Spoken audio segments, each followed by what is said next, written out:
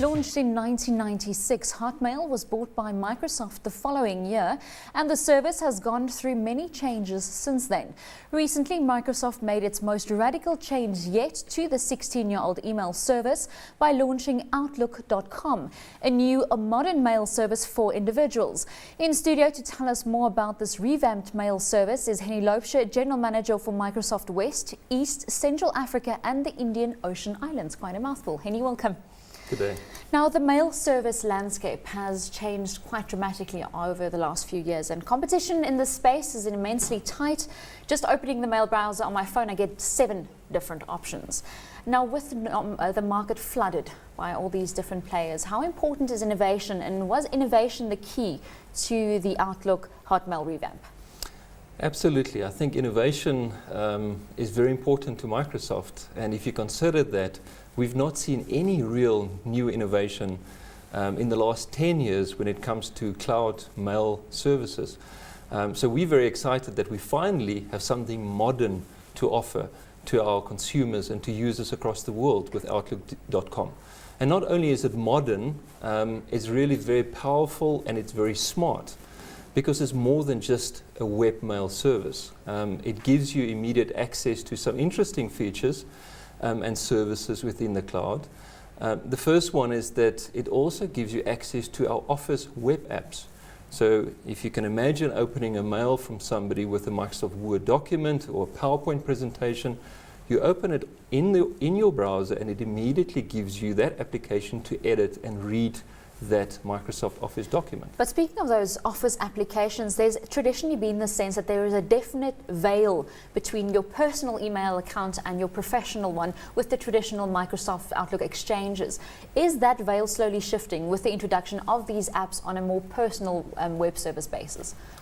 Yes, we think that 2 things are happening. The one is that people will still want to see their private or their personal mails separate from their work environments. That I think will stay.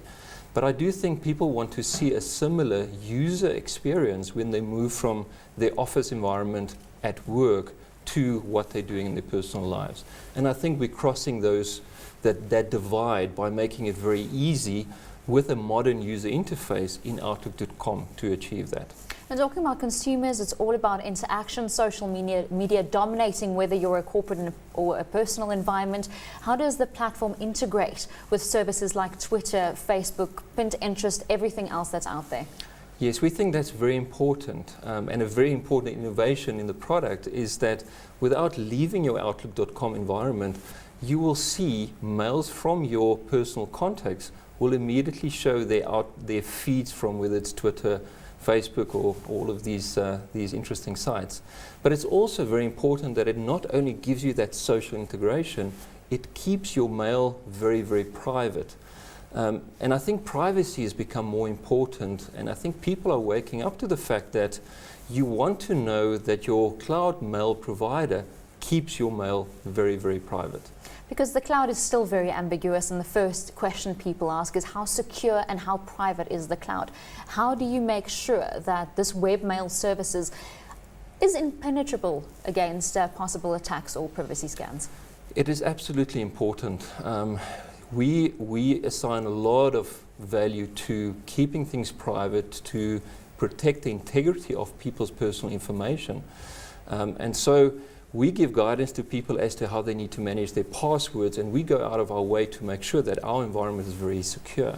But in addition to that, I think it's also important that consumers wake up to the fact that some of the other cloud-based mail providers actually do use the content of mails to direct advertising to the consumer. Because that's a frustration when I open my mailbox and I see an ad for a car service or advertising.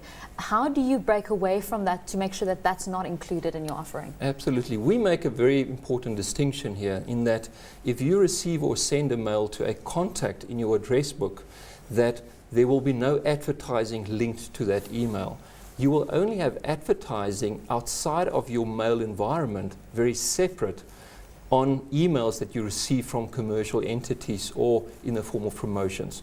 So that's a very, very important distinction to make sure that people feel that Microsoft don't read your content of your mail and target advertising accordingly.